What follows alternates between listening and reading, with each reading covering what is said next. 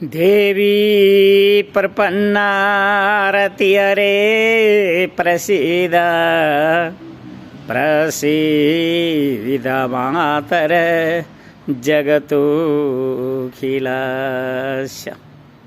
प्रसीद विशेश्वरि पाहि विष तबेश्वरी दे विचराचरस्य।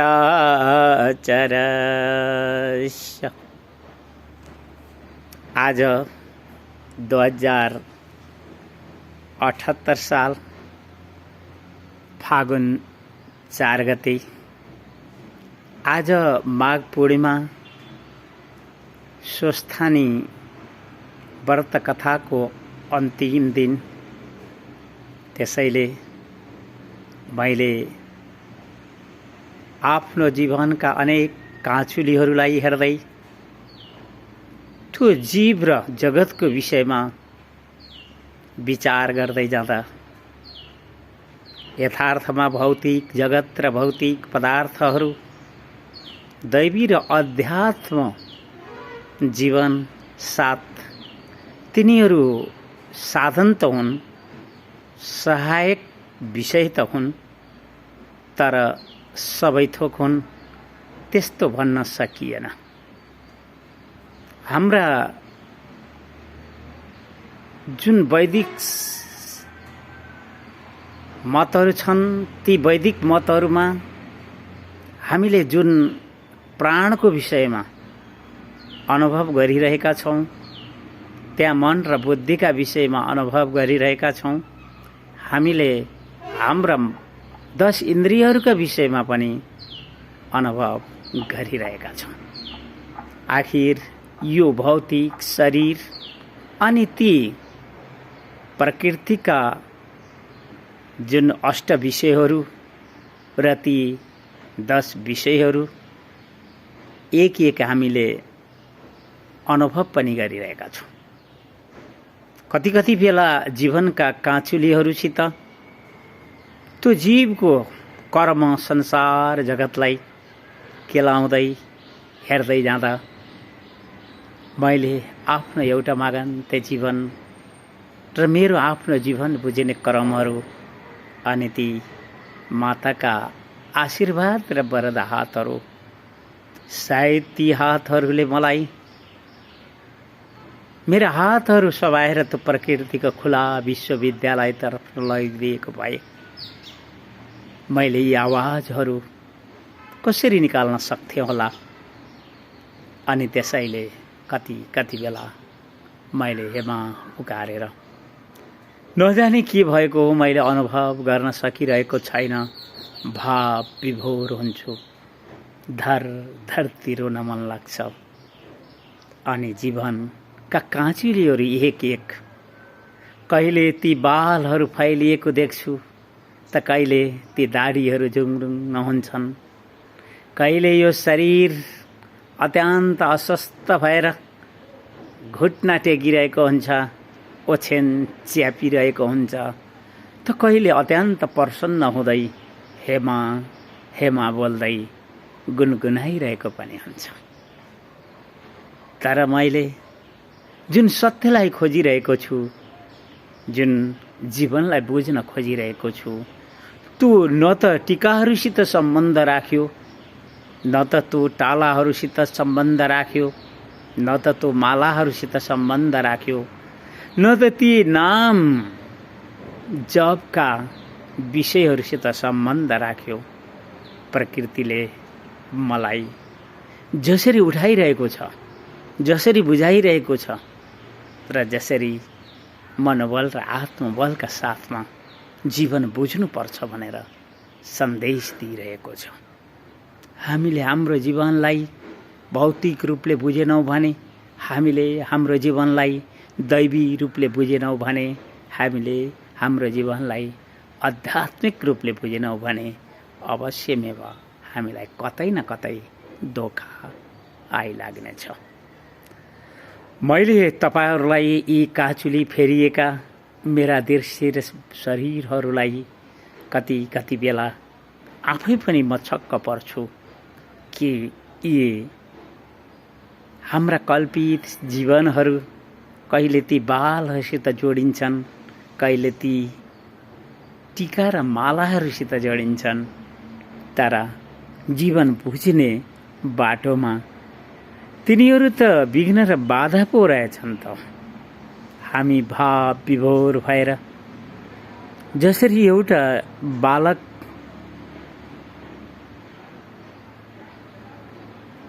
अलपत र कारुणिक स्वरमा रोइरहेको हुन्छ, अनि ती कारुणिक स्वरहरू सुनेर ती आमा झटपटाएर उसका हात समाउँदै उसलाई उठाउँदै उसको धुलो माटोहरू टकटकाउँदै काख चेपेर ममताको त्यस सागरमा जुन प्रकारले ती छातीहरूमा उनीहरूले चिप्काउँछन्, म त्यति बेला त्यो दृश्य देखेर कतै माताका ममता र मायाहरूलाई भुले जस्तो पनि लाग्छ, अनि अल्पत्रिएर यो सारा दुःख भोग्नु परिरहेको जस्तो पनि लाग्छ।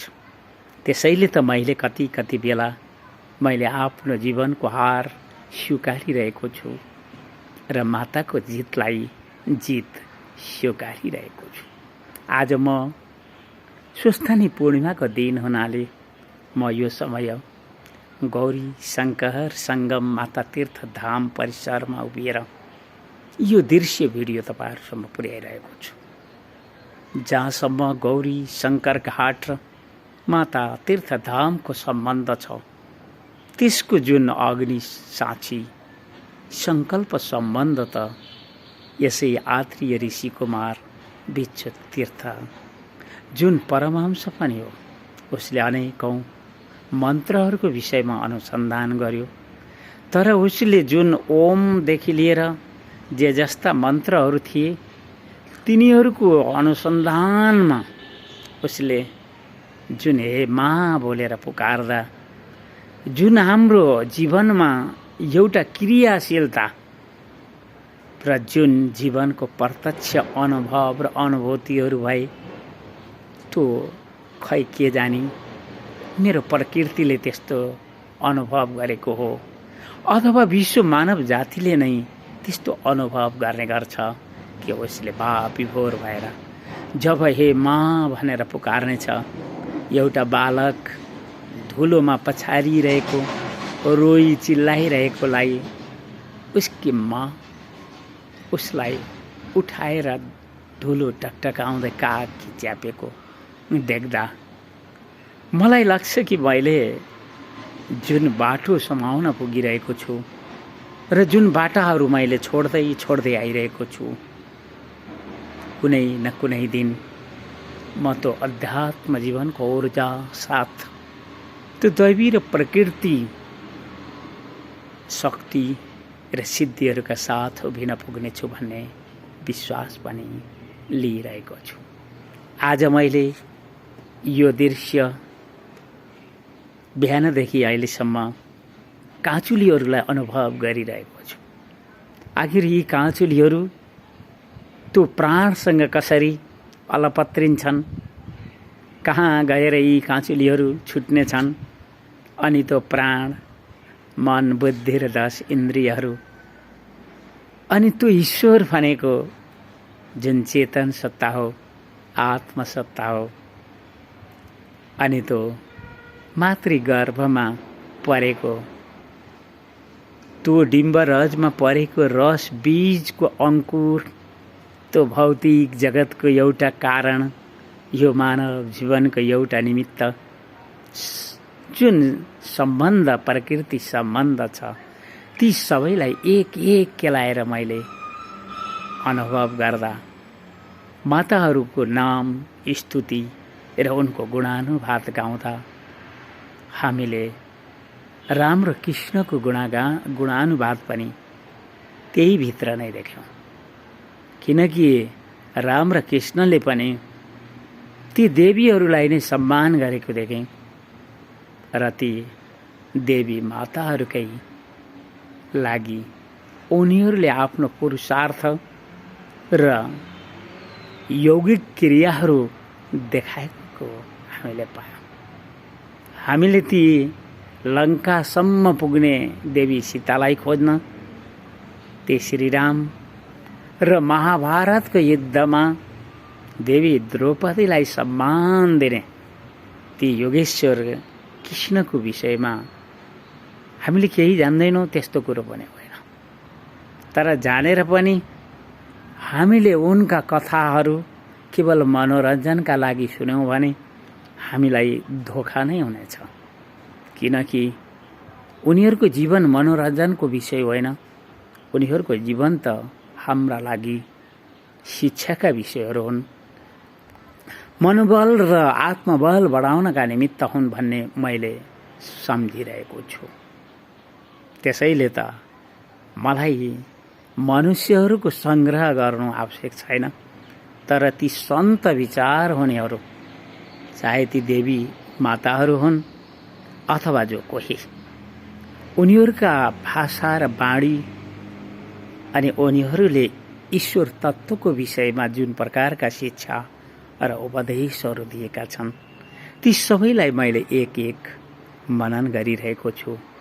आफ्नो जीवनको यो भौतिक शरीरको काँचुलीलाई